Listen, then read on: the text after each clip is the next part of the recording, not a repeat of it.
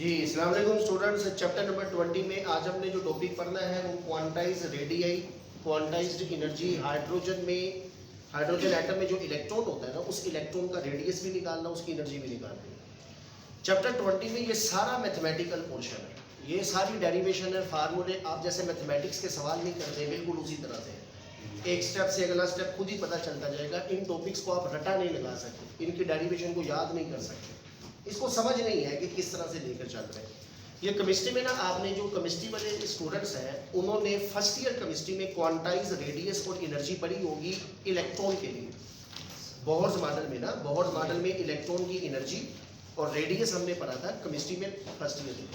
लेकिन जो आईसीएस वाले स्टूडेंट हैं उनको तो यहीं पर पढ़ना पड़ेगा, तो कोई इतना मुश्किल या टेक्निकल टॉपिक नहीं है। फार्मूले बड़े लंबे लंबे आएंगे लेकिन आसान टॉपिक है बच्चों। इससे पहले हमने पढ़ा था कि बोहर्स ये कहता है कि इलेक्ट्रॉन जो होता है ना, उसी ऑर्बिट में मूव करेगा जिस ऑर्बिट का एंगुलर मोमेंटम NH/2π के बराबर होगा, यानी MVR। एंगुलर मोमेंटम का फार्मूला होता है MVR = NH/2π। N का मतलब है क्वांटम नंबर या ऑर्बिट नंबर। पहला ऑर्बिट होगा तो N1, दूसरे ऑर्बिट में N2 है, तीसरे ऑर्बिट में N3 है, ये चलता जाएगा। वही ऑर्बिट एग्जिस्ट करते हैं, वही ऑर्बिट में इलेक्ट्रॉन को चलने की इजाजत होती है जिनका एंगुलर मोमेंटम NH/2π के बराबर होता है। ठीक है, हमने फार्मूला बनाना है हाइड्रोजन एटम के लिए। इलेक्ट्रॉन जो पहले ऑर्बिट में मूव करता है ना, हाइड्रोजन एटम में जो ऑर्बिट्स होते हैं, पहला दूसरा, वैसे तो पहले ही होता है, उस ऑर्बिट का हमने रेडियस कैलकुलेट करना है। हमने हाइड्रोजन एटम का रेडियस निकालना है। ठीक है बच्चों, याद रहे कि ये क्लोरीन का नहीं है, ये फार्मूला सोडियम के लिए नहीं है, मैग्नीशियम के लिए नहीं है। ये फार्मूला, ये टॉपिक हम सिर्फ हाइड्रोजन के लिए पढ़ रहे हैं। फिर मैं बाद में बताऊंगा कि क्वांटाइज्ड रेडियाई का मतलब क्या होता है, क्वांटाइजेशन किसको कहते हैं। फर्ज करें कि ये मेरे पास हाइड्रोजन एटम है, इसका ये इलेक्ट्रॉन है, जिस स्पीड से मूव कर रहा है उस स्पीड को हम Vn से रिप्रेजेंट करते हैं। हम अपने फार्मूले को जनरलाइज रखेंगे। अभी हम ना 1 लिखेंगे, ना 2 लिखेंगे, ना 3 लिखेंगे, कुछ नहीं, हम n लिखेंगे। हम ऑर्बिट नंबर को स्पेसिफाई नहीं करते। ये हाइड्रोजन एटम है, इस हाइड्रोजन एटम में जो इलेक्ट्रॉन है वो किसी स्पीड से चल रहा है, उसकी स्पीड है Vn। सपोज इस इलेक्ट्रॉन का न्यूक्लियस से जो डिस्टेंस बनता है, इस इलेक्ट्रॉन का न्यूक्लियस से जो फासला बनता है, उस फासले को हम Rn से रिप्रेजेंट करते हैं। ठीक है, तो बेटा रेडियस Rn हो गया, इलेक्ट्रॉन की स्पीड Vn होगी। फार्मूला जनरल बना रहे हैं इसलिए हमने n का सिंबल इस्तेमाल किया। बोहर्स के सेकंड पोस्टुलेट के मुताबिक एंगुलर मोमेंटम किसके इक्वल होता है, MVR = NH/2π। Angular momentum = NH/2π।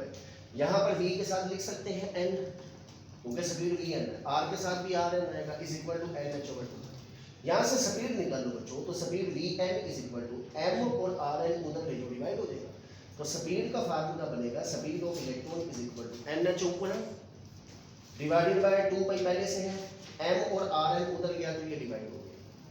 इसे इक्वेशन 1 का नाम दे दें। हमने स्पीड नहीं निकालनी, हमने पहले काम हमारा रेडियस का है, हमने रेडियस निकालना।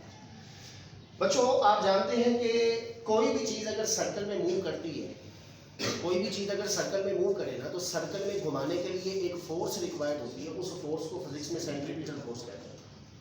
किसी भी चीज़ को सर्कल में मूव करवाने के लिए एक फोर्स चाहिए होती है, एक फोर्स रिक्वायर्ड होती है, उसका नाम है सेंट्रीपिटल। यहाँ पर ये चीज़ भी ज़हन में रख लो कि सेंट्रीपिटल नाम की फोर्स हमारी इस नेचर में एग्जिस्ट नहीं करती है। जैसे ज़मीन की ग्रेविटेशनल फोर्स है, कोई कहे हमें दिखाओ तो हम कहेंगे ये देखो, ये ज़मीन की ग्रेविटेशनल फोर्स है। दो चार्जेस के दरमियान इलेक्ट्रिक फोर्स इस नेचर में एग्जिस्ट करती है। फ्रिक्शन की फोर्स सरफेस पर एग्जिस्ट करती है। कोई बंदा कहे कि मुझे सेंट्रीपिटल फोर्स दिखाओ कहाँ है, ये फोर्स नहीं, यानी ये एग्जिस्ट नहीं करती है। सेंट्रीपिटल नाम की कोई फोर्स, जैसे ग्रेविटेशनल फोर्स है, इलेक्ट्रिक फोर्स है, फ्रिक्शन फोर्स है, टेंशन फोर्स है, ऐसी कोई फोर्स नहीं है। सेंट्रीपिटल फोर्स जो होती है ना, ये एक किस्म की कैलकुलेशन है, ये एक ड्यूटी। जैसे देखो ना, पुलिस स्टेशन में SHO होता है ना, SHO किसी बंदे का नाम नहीं है। SHO एक डेजिग्नेशन है, एक ड्यूटी है जो किसी भी नाम का बंदा सरंजाम दे सकता है। वो अली भी हो सकता है, वो अहमद भी हो सकता है, वो अफजल भी हो सकता है, कोई भी हो सकता है। यानी किसी नाम का बंदा SHO की ड्यूटी दे सकता है ना, तो SHO एक ड्यूटी का नाम है। सेंट्रीपिटल फोर्स एक ड्यूटी है। क्या ड्यूटी है, सर्कल में घुमाना। दुनिया में कोई फोर्स ये ड्यूटी सर अंजाम देगी ना, हम कहेंगे this force is equal to centripetal force. ये एक बेसिक बता रहा हूँ, ये कोई आपसे पूछा नहीं जाएगा। इसका मैं कॉन्सेप्ट बता रहा हूँ कि सेंट्रीपिटल नाम की फोर्स हमारी नेचर में एग्जिस्ट नहीं करती है। सेंट्रीपिटल फोर्स एक ड्यूटी का नाम होता है। ये एक कैलकुलेशन है। कोई चीज़ अगर सर्कल में घुमाती है ना, हम कहेंगे यही तो है सेंट्रीपिटल फोर्स। जो बंदा थाने में एसएचओ की सीट संभालेगा, हम कहेंगे यही तो है एसएचओ। और अली अगर एक थाने में एसएचओ की ड्यूटी निभा रहा है तो अली को हम एसएचओ ही कहेंगे ना, ऐसे ही है।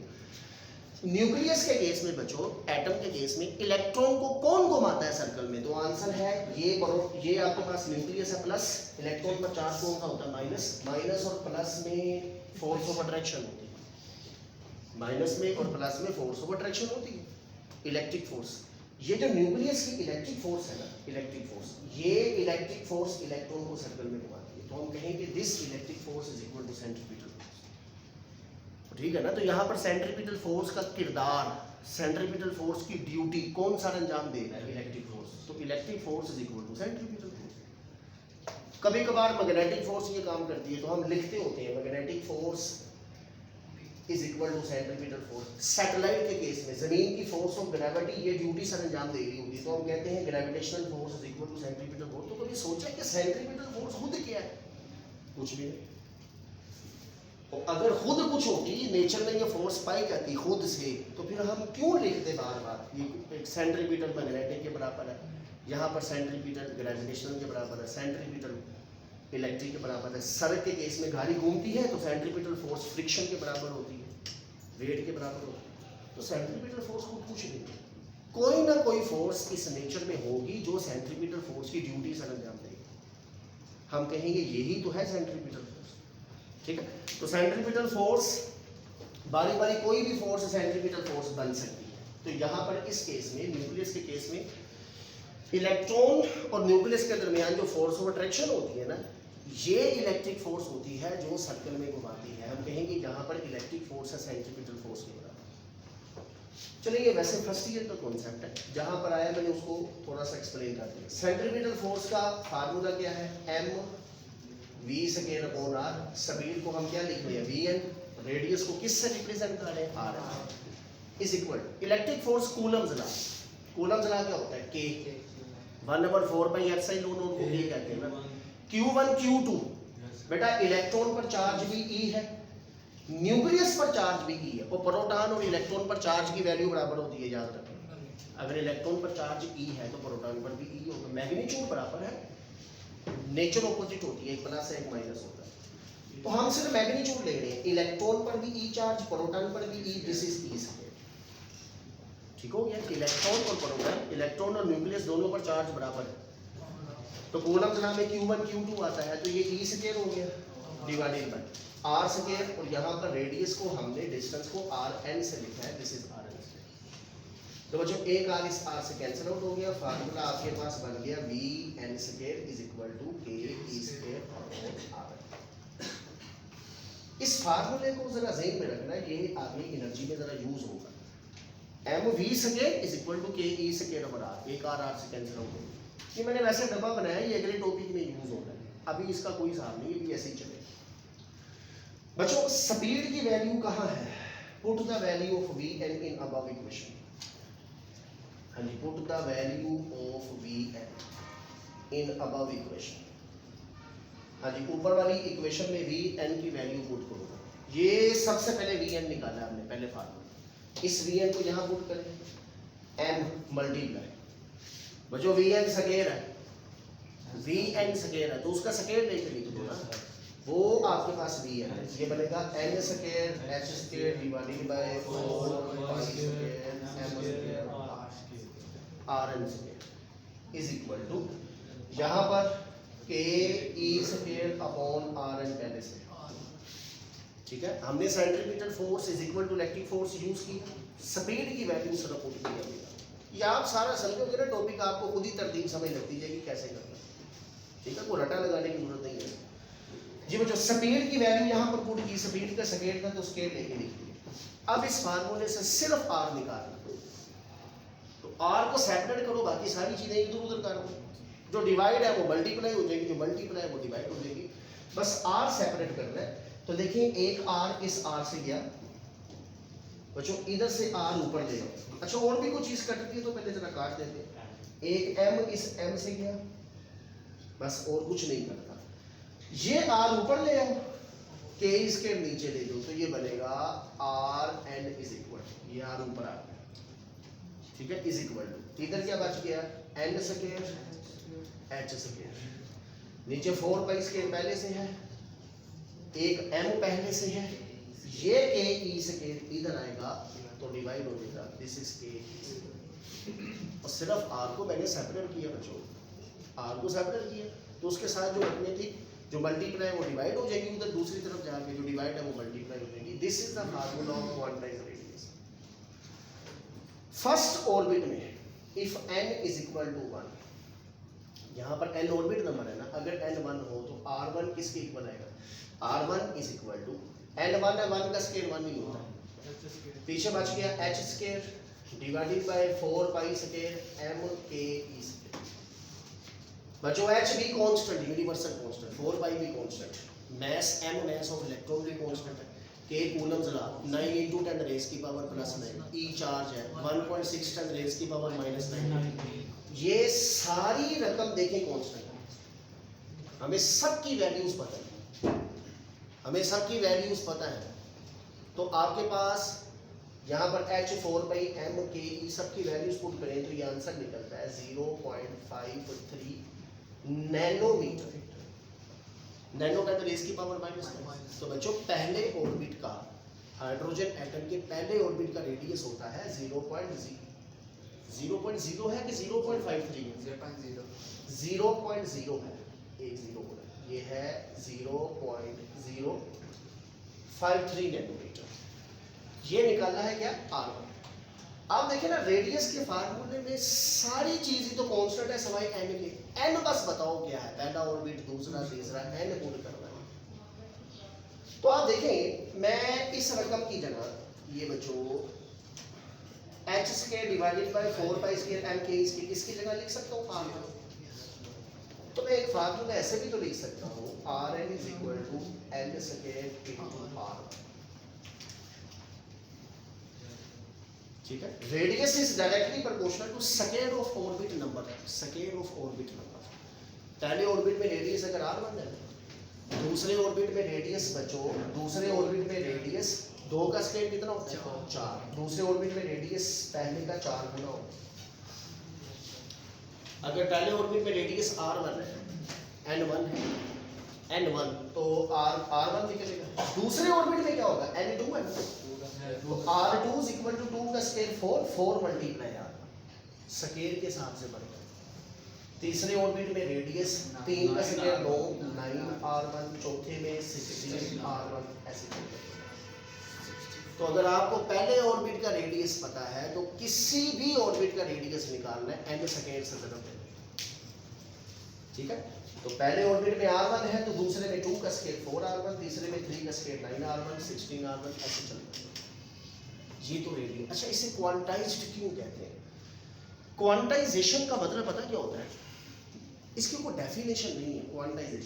क्वांटाइजेशन एक कॉन्सेप्ट है, ये फिजिक्स में कई जगहों पर यूज होता है, इसको एक दफा सीख ही लो। क्वांटाइजेशन होती है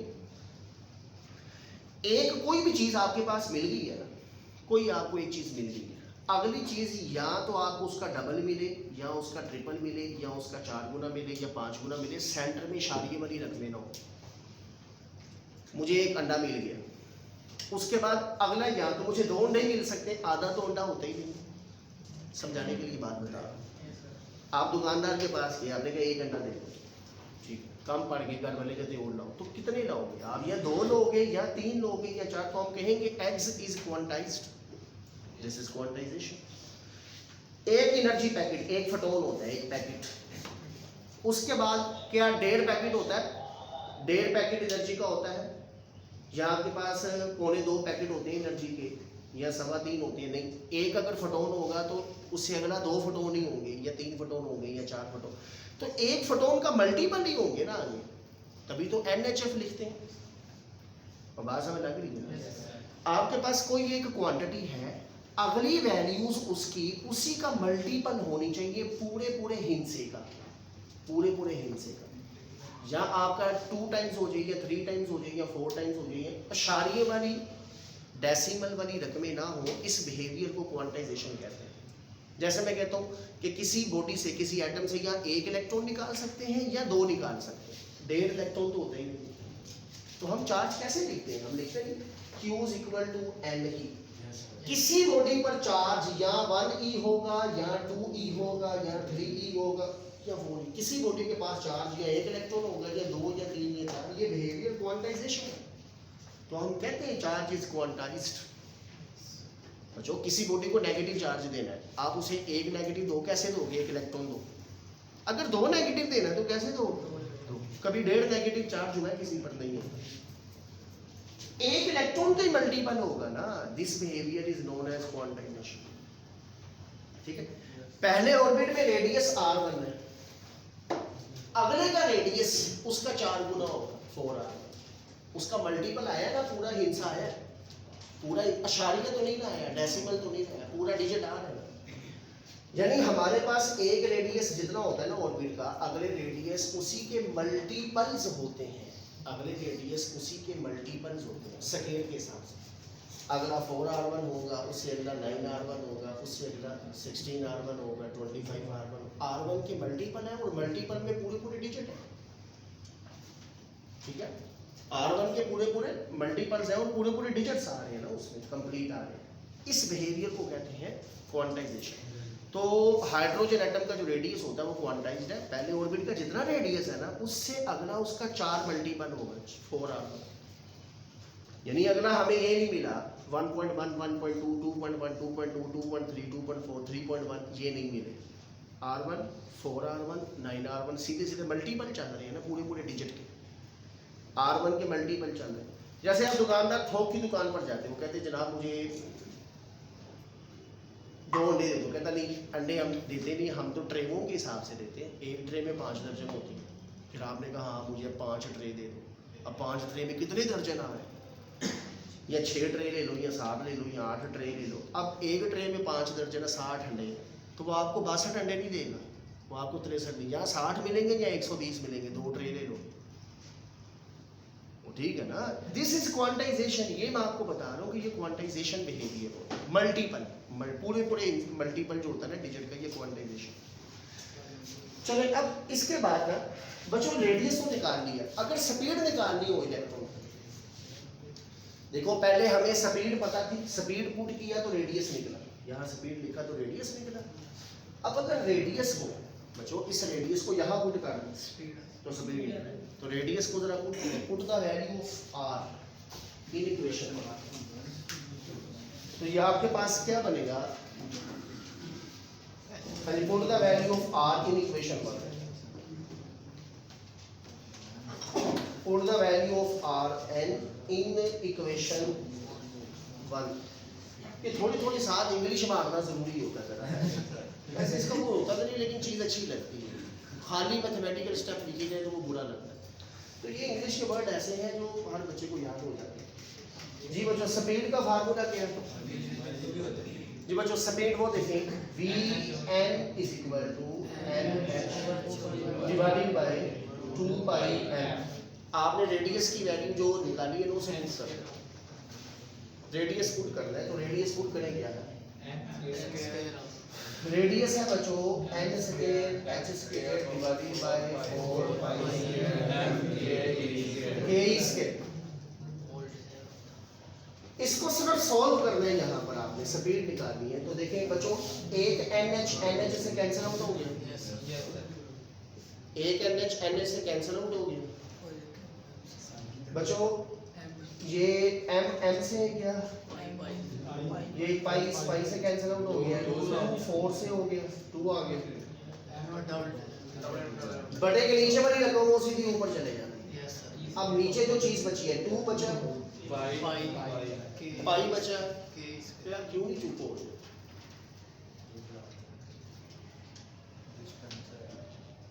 खामोशी से बैठ जाओ, पर नहीं करना, बोली क्यों जाओ? 2π k e स्क्वायर, इस सारी रकम को ऊपर ले लो तो speed is equal to 2π k e square. बच्चों नीचे वाली रकम के नीचे बटा सीधा ऊपर जाता है, नीचे वाली सारी रकम ऊपर चलेगी। नीचे सिर्फ बच गया NH। फिर से अगर पहला ऑर्बिट है तो n इज इक्वल टू 1, तो v1 किसके इक्वल होगा 2 पाई k स्क्वायर। ये सारी रकम देखिए कांस्टेंट है, 2 भी कांस्टेंट, पाई भी कांस्टेंट, k कूलम्स ला 9 × 10 रेज़ की पावर +9, चार्ज भी कांस्टेंट है, h प्लस कांस्टेंट भी कांस्टेंट है, ये सब कुछ हमें पता है। तो फिर मैं अपने ऊपर वाले फार्मूले को ऐसे लिख सकता हूँ, ये देखिए ये रकम तो है v1, तो फार्मूला ऐसे भी लिखा जा सकता है, ये स्पीड का formula Vn is equal to V1 upon n। Radius directly proportional था क्वांटम नंबर के स्केल के, ऑर्बिटल नंबर के scale. Radius scale of orbit के directly proportional. Speed inversely proportional है किसके, तो आंसर है स्पीड इनवर्सली प्रोपोर्शनल है ऑर्बिट नंबर, सिंगल पावर। बच्चों अगर पहले ऑर्बिट में स्पीड v1 है, जब n 1 होगा ना, n इज इक्वल टू 1, तो स्पीड v1 है, ये v1 है। दूसरे ऑर्बिट में स्पीड कितनी होगी v1, n 2 है ना, तो v1/2 हो जाएगा, v1/2 हाफ हो जाएगा। तीसरे ऑर्बिट में स्पीड n जब 3 होगा 3, तो v1/3, तीसरे ऑर्बिट में ये v1/, चौथे में v1/4। तो रेडियस की सीक्वेंस क्या था, रेडियस का सीक्वेंस था r1 सेकेंड के साथ 4r1 9r1 16r1 ऐसे चलता है। स्पीड का सीक्वेंस क्या है, स्पीड का सीक्वेंस है इनवर्सली प्रोपोर्शनल है वो n की, तो v1 v1/2 v1/3 v1/4, zone सा ऑर्बिट नंबर होगा वो नीचे आ जाएगा। इसका मतलब ये होगा कि जैसे जैसे इलेक्ट्रॉन हाई ऑर्बिट में जाएगा ना ऊपर, उसकी स्पीड स्लो होती है। सेम ऐसे सैटेलाइट में भी होता है, जो सैटेलाइट बहुत हाइट पर होती है ना, जमीन से दूर जाते हैं, उसकी स्पीड स्लो हो जाती है, उसकी स्पीड कम हो जाती है। ठीक है, अच्छा ये रेडियस है। अब इसी के साथ हमने टॉपिक जोड़ना होता है एनर्जी का, क्वांटाइज्ड एनर्जी। इसी से डेरिवेशन होगी, कुछ फार्मूले साथ करेंगे तो एनर्जी का रिलेशन बनेगा। ठीक है, तो इससे हम आगे अब करेंगे क्वांटाइज्ड एनर्जी।